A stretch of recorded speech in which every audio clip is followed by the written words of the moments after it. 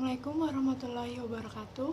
Perkenalkan, saya Anissa Firanita Arini, mahasiswi dengan NIM 2001-04-0044 dari kelas 2B, Program Studi Pendidikan Bahasa dan Sastra Indonesia, semester 2, Fakultas Keguruan dan Ilmu Pendidikan, Universitas Muhammadiyah Purwokerto. Video kali ini saya buat dengan tujuan untuk memenuhi tanggung jawab saya terhadap ulangan tengah semester mata kuliah Sejarah Sastra yang diampu oleh dosen Dr. Randa Eko Sri Israhayu M. Hum. Di video kali ini juga saya akan membahas mengenai pentingnya belajar sastra serta mengenalkan periodisasi sastra serta angkatan-angkatan yang terdapat dalam sejarah sastra. Yang pertama, izinkan saya untuk menjelaskan mengenai pengertian dari sejarah sastra.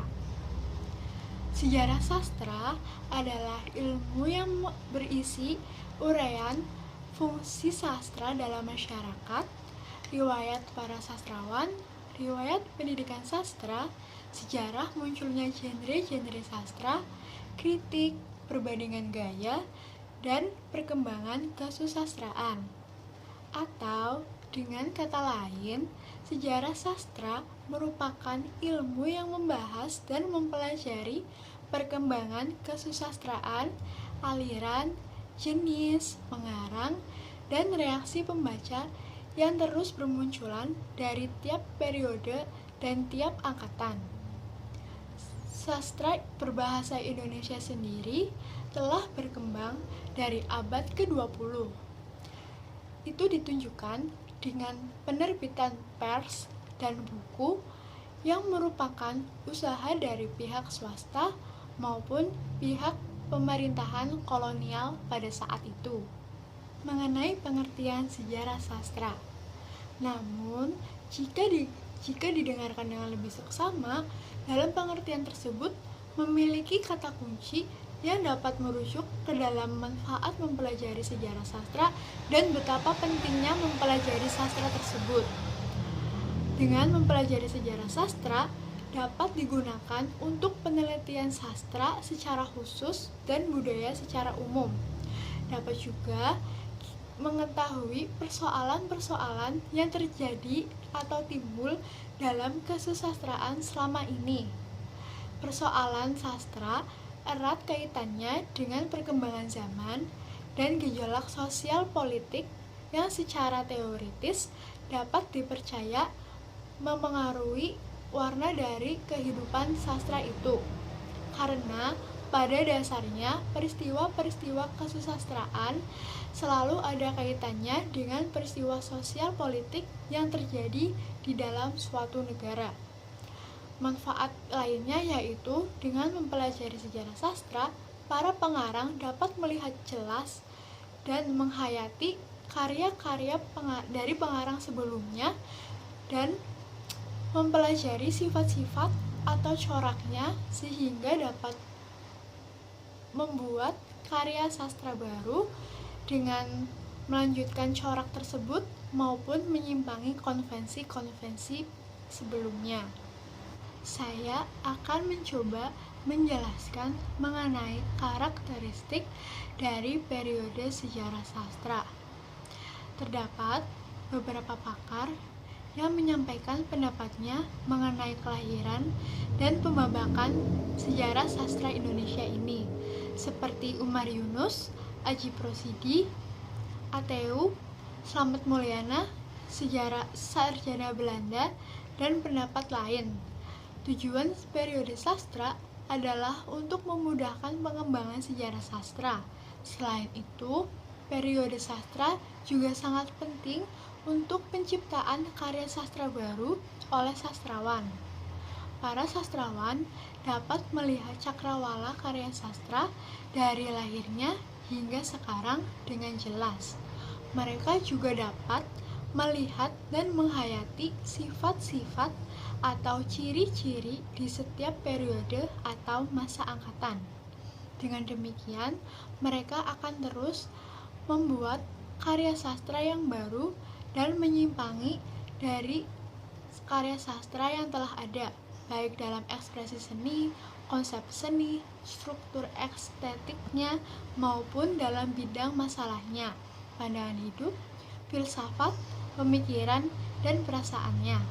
Periode sastra Indonesia terlihat berdasarkan bentuk, angkatan, dan tahapan. Lalu, pembabakan ini menggunakan pembabakan waktu atau periode sastra secara diakronis dengan mempertimbangkan ciri-ciri khusus setiap periode baik intrinsik maupun ekstrinsik. Periode yang pertama yaitu tahun 1850 sampai 1993. Karya sastra yang ditulis pada masa ini beralur lurus dan menggunakan perumpamaan yang klise serta mengangkat masalah tentang kawin paksa, permaduan, serta pertentangan kaum tua yang mempertahankan adat. Lalu, karya yang populer dalam masa ini yaitu karya dari Amir Hamzah yang berjudul Nyanyian Sunyi Buah Rindu. Periode kedua yaitu pada tahun 1942 sampai 1945. Dalam periode ini, karya yang bermunculan merupakan karya bentuk propaganda dan syarat dengan politik Jepang. Dalam menjalankannya, pemerintah kolonial waktu itu mendirikan balai pustaka dan menerbitkan karya baik novel, puisi, dan cerpen dengan tujuan agar masyarakat Indonesia terhindar dari rasa nasionalisme dan sosialisme yang tengah berkembang pesat pada saat itu. Lalu, karya propaganda yang populer dalam periode ini adalah karya dari Nur Sultan Iskandar yang berjudul novel Cinta Tanah Air. Periode ketiga yaitu tahun 1945 sampai 1961. Dalam periode ini, karya sastra yang tengah berkembang dengan pesat yaitu puisi, cerpen, novel, dan drama, serta mengangkat masalah kemanusiaan umum atau humanisme dengan gaya realistis bahkan sinis ironis. Selain membahas masalah batin atau kejiwaan, pada karya puisi menggunakan puisi bebas dengan gaya ekspresionisme, simbolik, realis, gaya sajaknya prismatis dengan kata-kata yang ambigu dan simbolik. Dengan bahasa kiasan seperti metafora, juga ironi dan sinisme. Lalu, karya sastra yang populer dalam masa ini adalah karya dari Chairil Anwar berjudul Deru Campur Debu. Selanjutnya yaitu tahun 1961 sampai 1971. Dalam periode ini masih sama seperti periode sebelumnya, masih membahas mengenai kemanusiaan atau humanisme, namun dalam kemasyarakatan yang berbeda, yaitu setelah merdeka, dengan orientasi pada bahan sastra dari kebudayaan Indonesia sendiri, karena dampak parta-parta corak sastranya juga menjadi beragam. Ada yang beride keislaman, ide kenasionalisan, dan ide rakyat. Karya yang muncul dalam periode ini yaitu karya dari W.S. Rendra berjudul Blues untuk Boni dan karya dari Toto Sudarto Bachtiar berjudul Suara. Periode tahun 1971 sampai 1998.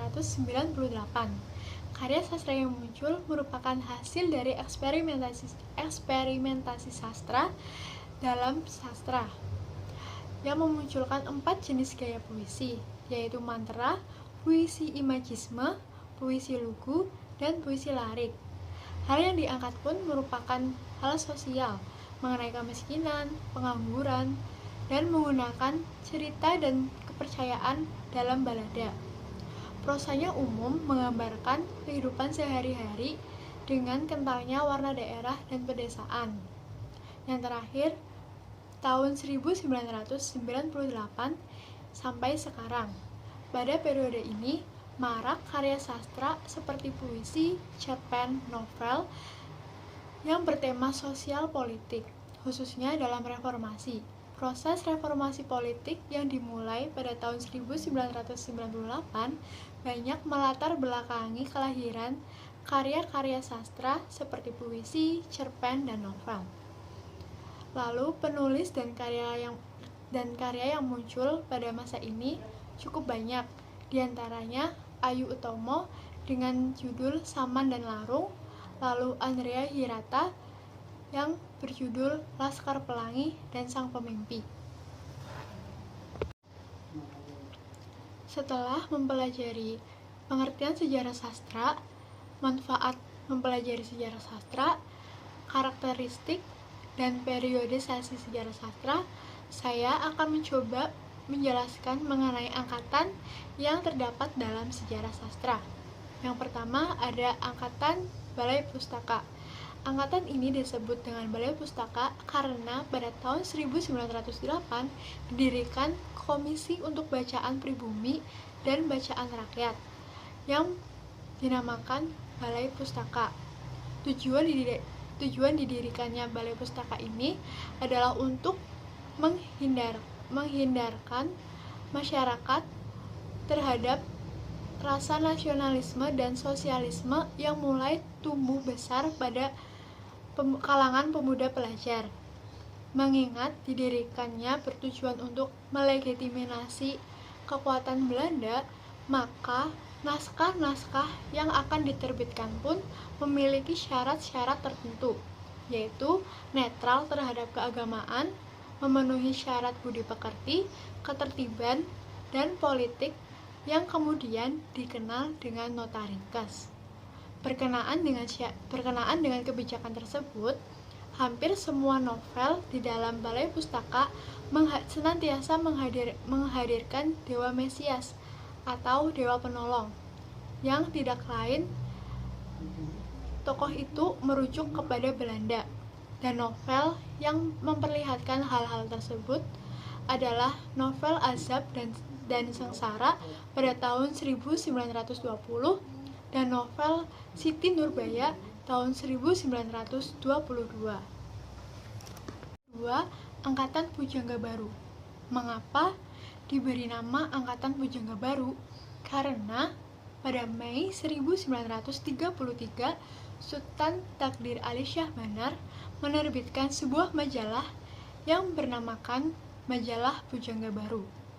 Tujuan diterbitkan majalah tersebut untuk menumbuhkan kesusastraan baru sesuai dengan semangat zamannya dan mempersatukan para sastrawan dalam suatu wadah karena sebelumnya boleh dikatakan bercerai-berai dengan menulis di berbagai majalah.